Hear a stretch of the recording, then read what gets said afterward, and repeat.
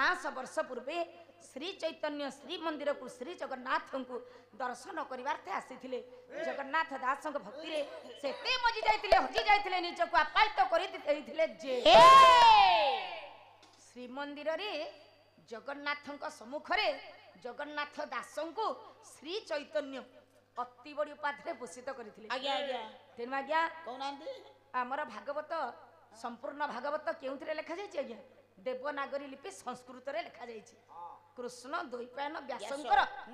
देवनागरी लिपि संस्कृत भाषा लिखित आज्ञा भागवत को जगन्नाथ दास काहे की ओडिया रे अनुवाद करबा से तो चाहिथिले